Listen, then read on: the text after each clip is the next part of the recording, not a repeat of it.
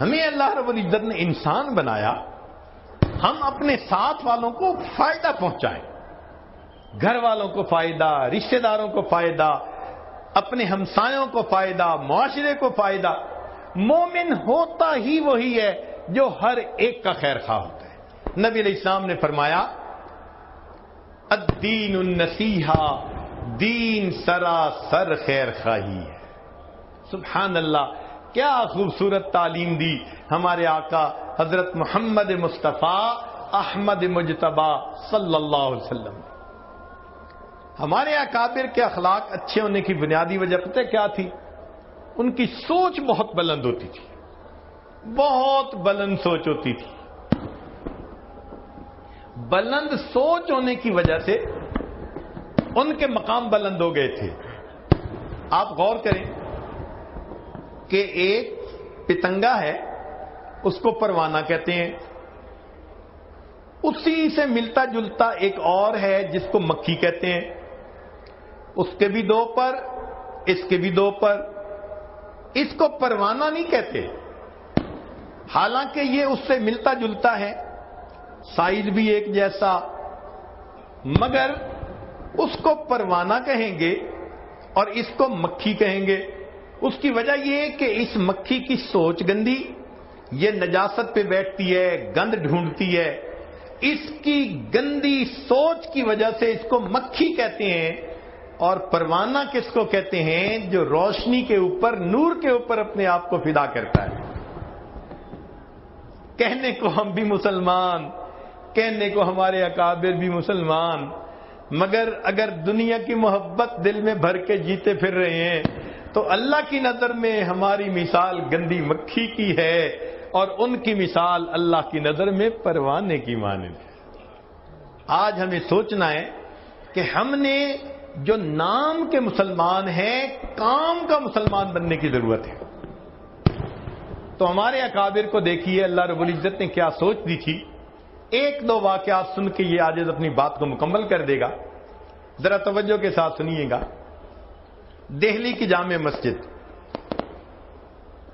ایک انگریز دہلی کی جامع مسجد دیکھنے کے لیے آیا، وہ آرکیٹیکٹ تھا اور اس کو پتا تھا کہ جامع مسجد کے اندر بڑی اچھی کیلی گرافی کی گئی ہے، تو چونکہ اس کے فن کا کام تھا وہ دیکھنے کے لیے آیا۔ اب دہلی کی جامع مسجد میں کئی سیڑھیاں چڑھ کے جاتے ہیں اور سیڑھیوں پہ آپ نے دیکھا کہ کئی مرتبہ فقراء بیٹھے ہوتے ہیں، سائل بیٹھے ہوتے ہیں۔ تو ایک معذور فقیر تھا، وہ بیٹھا ہوا تھا۔ جب یہ قریب سے گزرا تو اس نے مانگا، اس نے اپنا ویلٹ نکالا اور ویلٹ نکال کر اس میں سے اس فقیر کو کچھ دے دیا اور اپنا ویلٹ پھر اپنی جیب میں ڈال لیا۔ اپنی طرف سے تو اس نے جیب میں ڈالا، لیکن حقیقت میں اس کا ویلٹ گر گیا۔ اب یہ چلا گیا مسجد میں، وہاں جا کے اس نے کیلیگرافی دیکھی، بڑی پسند آئی، اس نے فوٹوگرافی کی۔ اس کی بیوی بھی اسی شعبے سے تعلق رکھتی تھی۔ وہ گھر گیا اور گھر جا کر اس نے اپنی بیوی کو بتایا کہ بھئی کتنا اچھا کام کیا ہوا ہے، ہسٹوریکل کام ہے۔ اس کی بیوی کہنے لگی کہ اچھا آئندہ ویکینڈ آئے گا تو میں بھی آپ کے ساتھ جاؤں گی، تو مجھے بھی آپ وہ مسجد کا کام دکھائیں۔ اس نے کہا ٹھیک۔ اب جب رات سونے لگا نا تو اس نے دیکھا کہ اس کا تو پیسے والا بٹوا ہی نہیں ہے، تو یہ بڑا پریشان کہ کہاں گرا، بڑا سوچا، مگر اس کو یاد نہیں آیا کہ میں نے بٹوا کہاں گرایا۔ خیر ایک آدھ دن کے بعد یہ ذہن سے بات ہی نکال بیٹھا، کہنے لگا جو 200-400 روپے تھے بس وہ میرے گم ہو گئے۔ جب اگلا ویکینڈ آیا تو یہ اپنی بیوی کو لے کے دہلی کی جامع مسجد دکھانے کے لیے آیا۔ اب جب یہ سیڑھیوں پہ چڑھ رہا تھا نا تو اس نے دیکھا کہ وہی معذور فقیر جسے پچھلی مرتبہ اس نے پیسے دیے تھے وہ اس کی طرف آ رہا ہے۔ تو اس نے سوچا پچھلی مرتبہ پیسے دیے تھے، پھر اس نے مجھے دیکھا تو امید لگی کہ یہ ضرور دے گا، تو یہ مجھ سے پیسے مانگنے آ رہا ہے۔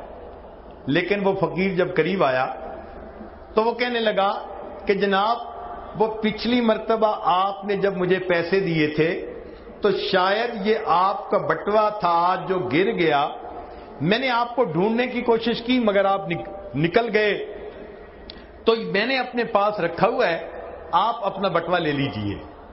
اب اس انگریز نے بٹوا دیکھا، اپنی چیزیں دیکھیں، ڈاکومنٹس دیکھے، ہر چیز بالکل ٹھیک تھی۔ اس کے ذہن میں خیال آیا کہ یہ فقیر تو ایک ایک پیسہ مانگتا ہے اور میرے تو یہاں پر 200-300 روپے تھے، اگر یہ اپنے پاس رکھ لیتا تو کسی کو خبر ہی نہ ہوتی، مگر اس نے یہ مجھے لوٹا دیا۔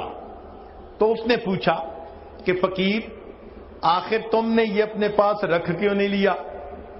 تو معذور فقیر نے آگے سے جواب دیا کہ شروع میں تو ایک خیال آیا تھا کہ میں اسے رکھ لوں، مگر پھر ایک دوسرا خیال آیا اور میں نے کہا کہ نہیں، میں اسے نہیں رکھوں گا۔ اس نے پوچھا کیا خیال آیا؟ تو وہ معذور فقیر کہتا ہے کہ مجھے یہ خیال آیا کہ میں نبی علیہ الصلوۃ والسلام کا امتی ہوں، آپ عیسیٰ علیہ السلام کے امتی ہیں، اگر میں نے آپ کا یہ ویلٹ چوری کر لیا تو ایسا نہ ہو کہ قیامت کا دن ہو اور آپ کے نبی میرے آقا صلی اللہ علیہ وسلم کو گلا دیں کہ تمہارے امتی نے میرے امتی کی چوری کی تھی۔ میں اس خیال کو سوچ کے رہ گیا، میری وجہ سے میرے آقا کو بات نہ سننی پڑ جائے۔ ایک وقت تھا فقیروں کی کیفیت یہ ہوا کرتی تھی، فرشتوں کو دکھانا تھا بشر ایسے بھی ہوتے۔ نبی علیہ الصلوۃ والسلام نے ایسی تعلیمات کی خوش اخلاقی کی کہ جنہوں نے اس کو اپنایا وہ واقعی انسانیت کے لیے فخر ہو گئے۔ کیا خوبصورت سوچ ہوتی تھی۔ آپ سوچئے اگر ہماری سوچ ایسی ہو تو ہم کسی کا نقصان کر سکتے ہیں؟ کسی کی عزت کی طرف میلی نظر ڈال سکتے ہیں؟ ہرگز نہیں۔